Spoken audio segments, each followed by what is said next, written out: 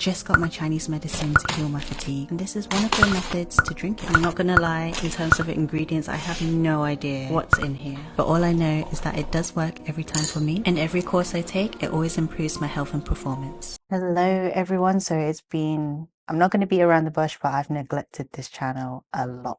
And I've kind of hinted in the comments and in the community post that I've been struggling with fatigue. Now, I am going to go in depth on what's really going on, and it is related to fatigue. I just wanted to say that I am on my way to healing a lot better, and it is related to the panini. And once I caught that virus, it was just never the same again. So as much as I would like to say that I'm on my way to just being my back to normal self again, it's been quite a journey. And it's funny because I started this YouTube ever since I had that long COVID, and it's been quite an up and down journey, but I haven't really sat down and spoke with you properly. And this was actually the previous me, quite fresh into my healing journey. And right now, I would say that in the last year or so, I finally had some herbal medicine from Hong Kong, and it's actually been doing its thing. So I'm going to share with you what I've been drinking, and I'm going to go in depth because I posted this video onto YouTube Shorts and on my Instagram page. Instagram, I got a lot of good feedback and a lot of people were really open-minded towards it. On YouTube, not so many. Some people are quite skeptical, borderline a little bit racist as well. But you know what? I think it's the wording that I did, and I'm going to take that and I'm going to show you what I actually meant by I'd have no idea what ingredients are in this, but we can go through it together. So this is the herbal medicine I've been taking. The prescription is over here and it goes through all of the ingredients. I'm going to have to Google translate what these all are because my reading in Chinese is horrific. So if you can read Chinese, please do let me know if I've done this correctly. The way that I got my herbal medicine is actually in these sachets because there are different options on how to take the medicine. The most common method and the most traditional method was to get the raw ingredients and boil it for about 2 hours sometimes, and you end up with this big pot. But because there's a lot of time conscious people, this is another method where they grind it up into little tiny grains, and some people said that this looks like hard drugs, but it's really just herbal medicine here. And this method, it tastes stronger than if you just do the boiling method, but the good thing is that it really saves a lot of time, and I'll show you how. Somebody said that it could be rhino horn. There's no rhino horn in here. Rhino horns are very expensive, and this is just traditional, just herbs. So let's go make this, just like making a cup of tea. You just add the powder. It just looks like this mix of brain powder. Just got freshly boiled water. I like big mugs, mainly because it keeps everything warmer. I don't fill it up too high, but I let that sit for maybe about 5 minutes. Make sure that I use a spoon to drink with it, because you want to get all of that in.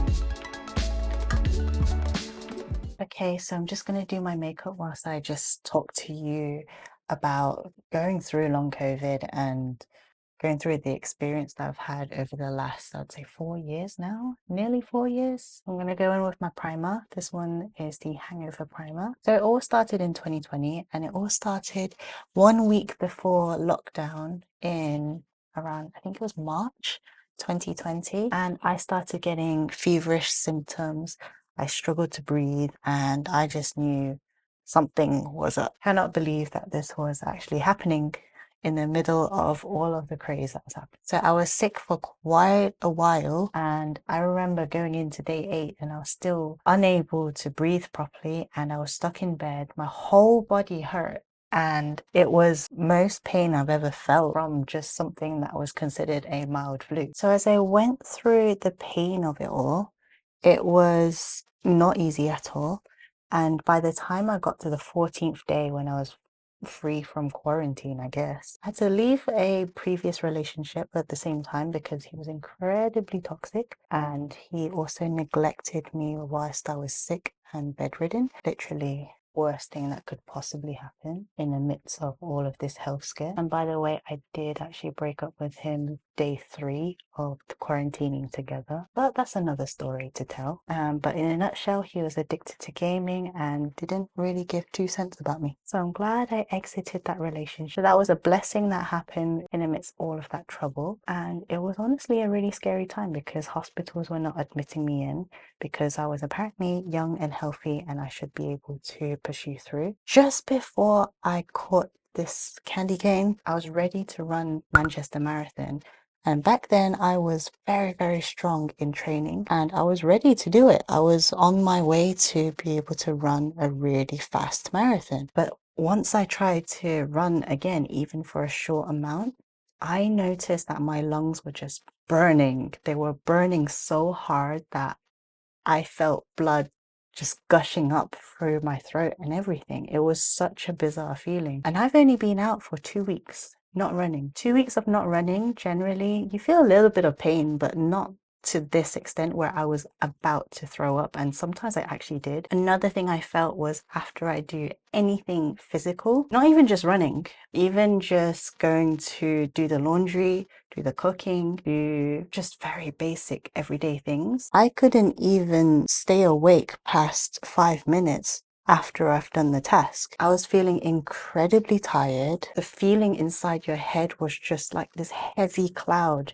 that just won't let go. So I called the doctor about it, my local GP. I described that it was a heavy cloud over my head. We didn't know the term long COVID at the time, but I noticed that it was something not really happily spoken about because there was not much knowledge about it. I was actually told that I was in a depressive state and I should take antidepressants. So yes, I have taken antidepressants before, but for actual trauma and pain that I've been through, that was about 10 years ago, to be really honest. In recent days, I haven't really had that problem. The problem now was I felt so fatigued that I couldn't get anything done. I felt literally really stupid in some ways. I felt really dumb. I couldn't have clarity in my head, let alone I was trying to write my thesis, study my PhD, and finish everything in that and continue in research, but behind the scenes in books because things weren't opening up yet. And I just couldn't concentrate for the living daylight of me. I did take a break from studies and just pause my studies for a moment just to figure out what's going on. And thank goodness I was able to do that. Overall, it was just such a confusing time. I did eventually return back to studying and doing my lab work again, but I did notice that when I do lab work, I was on a slow progression to getting better. And I was very glad that I could do so because things that were every day that struggled, I still struggled, but not as hard and beaten down to the very core. Like I had to take maybe a 3-hour nap for just doing the dishes. Going back to work, I felt like it was a really nice distraction for me. And although it was hard, I felt like I was so glad that I could even just do everyday things. And fast forward to now, I'm so happy that I can do just normal everyday things.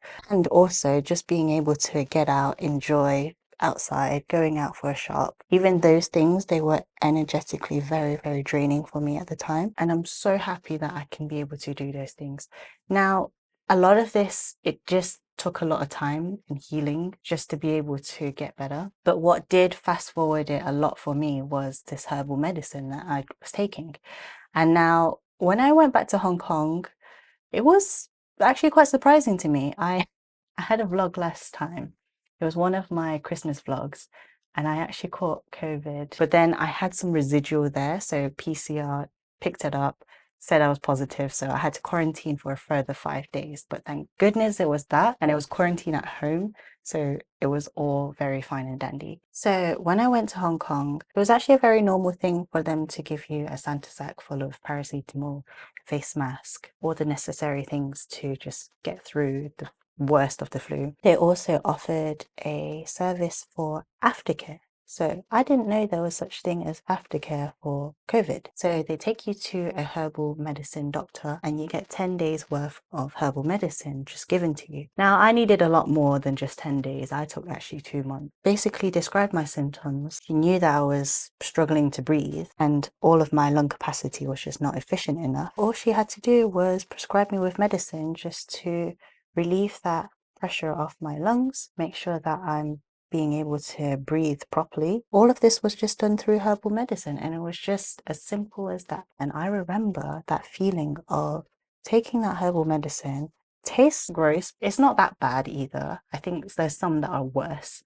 This one really felt like it was slow, but it was energizing, and I felt warm for the first time. I remember not being able to feel circulation very easily. The brain fogginess in my head, that cleared out straight away, and it was just fine and dandy. And for the first time ever, I've been able to run a little bit at the gym and not feel like I've been beaten up afterwards. So beaten up so much to the point where I feel dizzy and nauseated, and I actually felt like muscle pain because I never got to that point where I felt muscular pain because I would just feel fatigued all the time. So I felt that, you know, that gym soreness, and it was actually quite nice. And I didn't have any of that brain fogginess, which was amazing. So that in itself was game changer to me. And to those who are looking for some sort of option, I would say just give it a go. You got nothing to lose. If it doesn't work, at least you've tried it, but there is an option there for you. I'm not saying that all herbal medicine will be the same. Just like every doctor and GP that you see,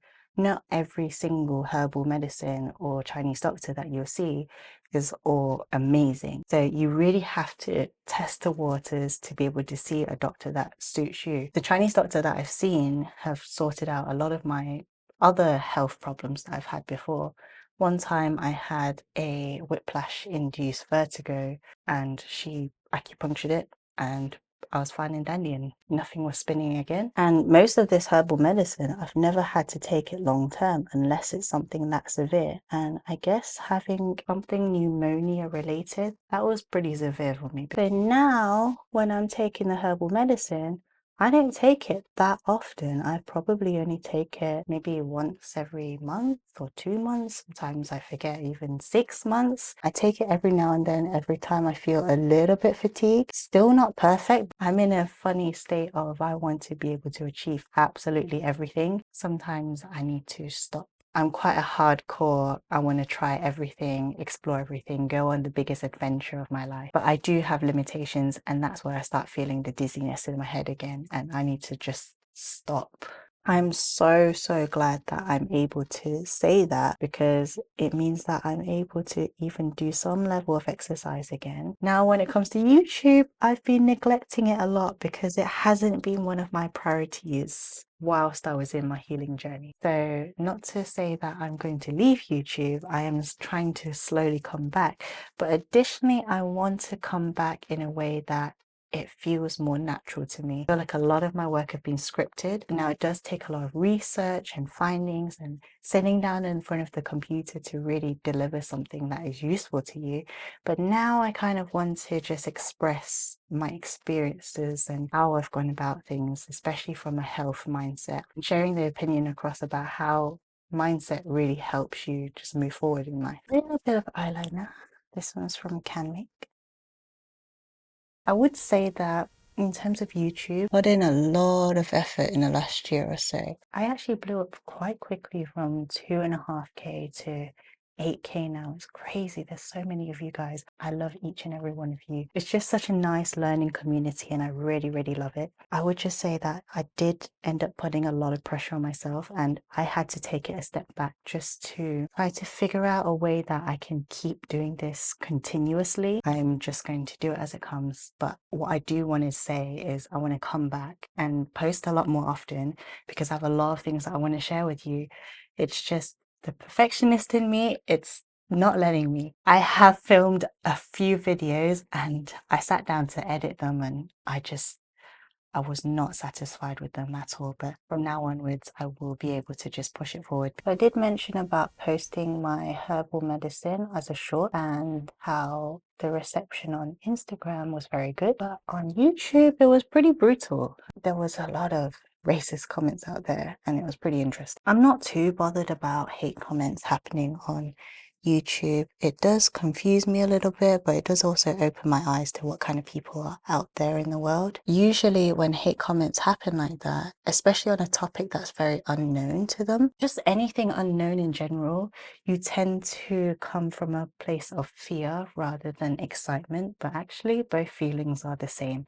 But people feel the fear more likely because it's easier to fear something than to be excited and motivated to actually do something about it. But in my own personal opinion, I would say that both types of medicine, whether it is traditional herbal medicine or Western modern medicine, they both have a role to play. And I would say that is harmonized more in Asia compared to over here in the West. But I would say that in terms of life-threatening problems, modern medicine is definitely the way to go, especially for surgeries, treatments, and anything that can literally save your life in the most crucial moments. But then when it comes to problems that are not life-threatening, vertigo or period delays or headaches in general that are recurring all the time, like migraines, I would say that Western medicine is good at blocking the problem, but it's not very good at actually long-term treating the problem. So traditional herbal medicine,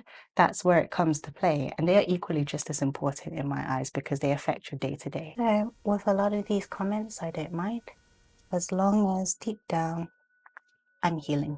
And that's all that really matters. And I hope that this was helpful to you in terms of your healing journey as well. Oh, I love this blush. Love good highlight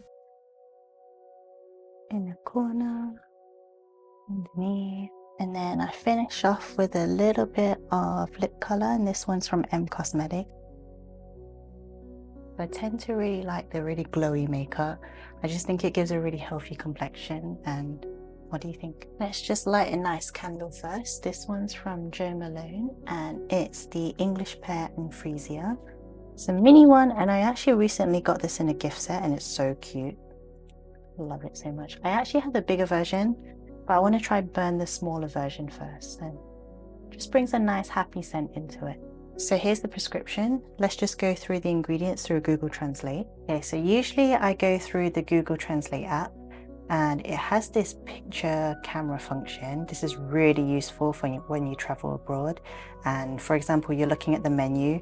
I get this a lot in Hong Kong, and I just sometimes need to take the menu and then pick out which one and point out which one I want to buy. So all I have to do is take a picture of the prescription, and then now I get all of the translation across everything in there.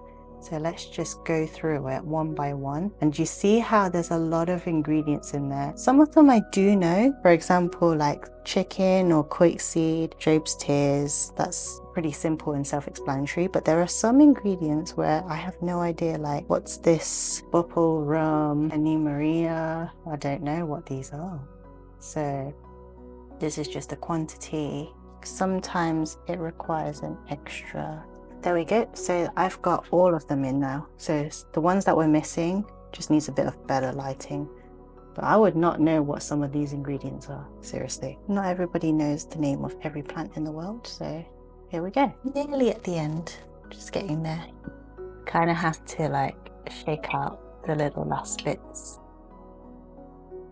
Okay, so the first ingredient we have is Perea. Now I don't know what Perea is, so let's have a look. So Perea is actually a China root. It's also known as Falling, which is a fungus grown in the family of Polyphoraceae, and it's used to boost immunity, prevent or treat certain illnesses such as Alzheimer's. It's good for those with loss of memory, that's an interesting one, anxiety, restlessness, fatigue, tension, nervousness, dizziness. So then we have this next plant, can't even pronounce this. And it looks like a really pretty flower. It's also known as dangshan. And what it's used for is to replenish vital energy. So sometimes a cheaper alternative to this ingredient is the Panax ginseng. And it also has the ability to slow down the growth of cancer cells. And it just stimulates the central nervous system. So just circulation in general. This plant is known to help with that. Next one is chicken giblets. So it's just fried chicken. I don't think I need to explain that one further. Plaster. So I don't know what that will be. I'll write the Chinese here so that whoever can translate, please help out. Then we have tangerine peel, pretty much like orange peel. But what does the orange peel actually do? Tangerine peel in Chinese medicine. So the peels are said to cure 100 illnesses and relieve body heat and dampness. So when people say that they have body heat and dampness in Chinese medicine, it tends to mean that you have like higher blood pressure, you tend to have acne, you tend to have rashes easily. A lot of people tend to have like heartburn when there's a lot of heat in the body. Some people get sore throats or dry throats. So this is just to help tone that all down. And I remember when I got the prescription at the time, I was feeling a lot of heat. And then we have white peony root. It's the herb to improve the blood flow, pain, hyperpigmentation, and mood disorders. Help with autoimmune conditions and increase estrogen levels. So then we have quickseed, also known as Job's tears, also known as Adlai. It's used for the treatment of warts, chapped skin, rheumatism, neuralgia, inflammatory, so I guess any inflammation in the body. They usually tell by looking at your tongue. Different types of tongue appearances, they're able to tell whether you're heat or damp or every different type. Licorice. So licorice is good for tonifying the qi. It helps with invigorating the spleen, harmonizing the stomach, clearing heat. I guess there's a lot of just clearing heat. What I found interesting is that it's detoxifying, reducing phlegm, relieving cough, all related to just the cough aspect from the long COVID. Then we have, see what I mean by like, would you even know the names of these ingredients? So this is another one specifically for the lungs as well. Actually used to treat lung cancer. And it looks like it's a root, a type of root. It's one of the species of the Atractylloids in China. And it appears to be just one type of root. So I guess this is a really good ingredient for if you have high viral load after a flu. I think this is probably a common ingredient. Then we have Divine Comedy, also known as Six Songs. Now I think I know why it's Six Songs, which is one of the widely used koji fermented by Artemisia annua, grass, eargrass, bitter almond, polygonum, red beans and flour. And it's got these various enzymes in there as well. It's a medicine for digestion, and a lot of health problems are related to the gut. Something to do with the digestion. It might have a huge influence on even just the lungs as well. Then we have another plant and it looks like this. This one is to clear heat and promote better urination, so everything comes out cleaner. Kind of reminds me of what asparagus would do, just to clean the liquid in your body. And we have the Forsythia fructus, and it's derived from a dried fruit, and it's known for heat clearing, detoxifying. So a lot of these ingredients are supposed to tone down heat. Probably have a lot of heat in my body. Well, I guess this is quite an inflammatory symptom of inflammation in the lungs, so it makes sense that there's a lot of things to tone down the heat. Then we have Buplurium, which is this beautiful plant actually. It's quite pretty. And the herbal supplement is created from the root of the plant, and it helps to stimulate the immune system, and it's also able to protect the liver. People use it for asthma, so kind of relates more to the lungs again. Depression, flu, hepatitis, liver cancer, and many other conditions. So all in all, the only animal in here is the chicken. That's about it, and that's quite a common meat source to eat. The rest of them are all herbs, plants, roots, mushroom, nothing rhino horn-like. What else was there? Because some Chinese teas use rhino horns. Someone else replied, placebo effect is something that happens with many prescription medications. The type of medicine she's just taking is herbal medicine, and you're absolutely right. Went through every ingredient in this medicine, and all of them except the chicken were just herbs. Probably caffeine, might be, but caffeine that lasts for a good 6 months instead of something that only lasts for 4 hours. That's a bit interesting. I have no idea what's in it, but it works. Did you buy it from a shady dude hanging out behind a gas station? See what I mean by fear mongering just brings out the worst in people. Dried baby's blood. Someone actually commented that's racist much, but yeah, again, same thing. If you don't know something, people mix up the feeling of fear with excitement, so they're not very open-minded on that one. All in all, it's been helping with my health. I take it from time to time. I think I've had my long run of about 10 months of not taking the medicine, and I've been absolutely fine. And I think it's just me overworking myself, to be really honest. That's adding to all this fatigue. So what do you think about Chinese medicine and all of the commentary in this community? Do let me know in the comments down below. And if you enjoyed today's video, then check out my next video about Sephora 10-year-olds and how they've really changed what society is looking like. So click over here and I will see you there. Bye.